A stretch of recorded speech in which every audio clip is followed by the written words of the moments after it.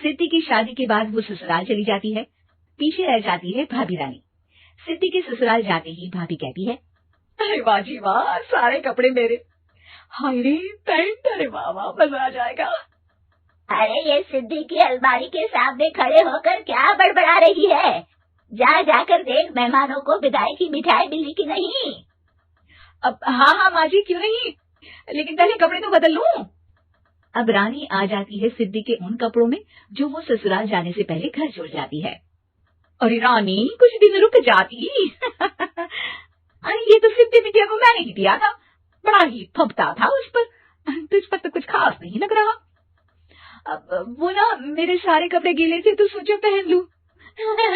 वैसे भी सिद्धि को कौन सा दिन पुराने आउटडेटेड कपड़ों को पहनना है। वैसे भी ये सूट तो मैंने तभी पहना था, वैसे खास है भी नहीं ये। हाँ हाँ ठीक है, लेकिन ना मेरी सिद्धि पर तो जमता था। सारे मेहमान चले जाते हैं और सिद्धि ससुराल से मायके पहली बार आती है। अपना घर, अपना कमरा, अपनी अलमारी। ये बोलकर जैसे ही सिद्धि अलमारी खोलती है तो सामने उसके कपड़ों की जगह कुछ और ही रखा होता है। माँ, ओ माँ, जरा कमरे में तो आना। सास और रानी वहां पहुंच जाते हैं। रानी ने पहनी होती है सिद्धि की जींस और टी शर्ट। अरे भाभी, ये क्या? ये तो मेरी बड़ी ही महंगी टी शर्ट है, इसे आपने घर में क्यों पहनी है? अरे बहुत मिलती है दीदी ये चौक की मार्केट में, 150 में। ओ भाभी प्लीज, ये एरोपोस्टल है, 2000 की एक टी शर्ट। ओह, 2000 में तो दीदी 4 साड़ी आ जाए। अब क्या बोलूं? भाभी, ये मेरी अलमारी में छोटू के कपड़े, तो मेरे कपड़े कहाँ हैं? मेरी अलमारी में? अब दीदी आपको कौन से पुराने कपड़े पहनने थे? माना भाभी, लेकिन मैं जब घर आती तो यही सब पहनती ना। अरे तुम तो बड़ी कंजूस हो दीदी। खैर वक्त आता है जब सिद्धि ससुराल के लिए रवाना हो रही होती है। अरे रानी, अंदर से सिद्धि का गिफ्ट ले आ, लड़की पहली बार ससुराल से मायके आई है।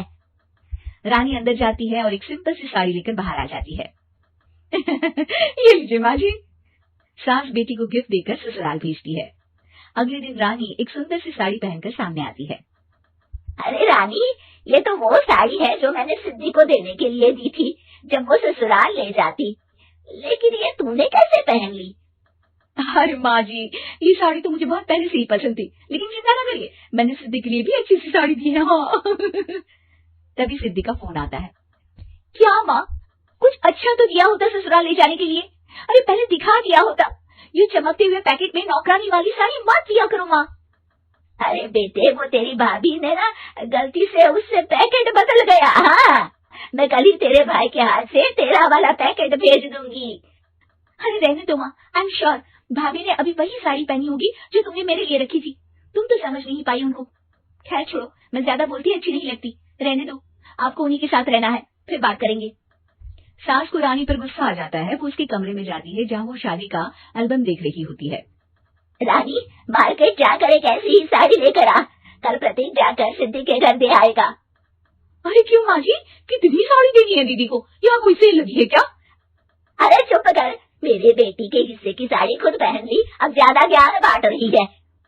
एक दिन सिद्धि का फोन आता है। माँ, मेरी सास ने आज सबको खाने पर बुलाया है। सारे लोग सिद्धि के ससुराल पहुँचते हैं। खाना खाकर वो लोग निकल रहे होते हैं कि सिद्धि की सास सभी को गिफ्ट देती है। अरे बहन जी, बेटी के घर का खाना खा लिया, यही बहुत है जो आप ऊपर से गिफ्ट भी दे रही है।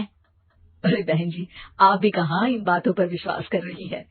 सास सभी को गिफ्ट देती है, लेकिन रानी को जो साड़ी देती है वो अजीब सी हरे रंग की, लाल रंग की बड़ी छाप वाली होती है। अरे छी, ये कौन पहनेगा? सासू माँ को तो जरी वाली इतनी सुंदर, और मेरे लिए ये नौकरानी वाली। अरे भाभी, दरअसल मैं जब भी घर आती थी आप वापसी में ऐसी ही साड़ी देती थी ना, तो माँ ने सोचा कि आपको आपकी पसंद की ही साड़ी क्यों ना दी जाए। बेचारी रानी, बोलती भी तो क्या। सिद्धि और सास रानी का चेहरा देखकर हंसने लगती है, तो रानी समझ जाती है कि अपने ही बिछाए जाल में वो फंस चुकी है।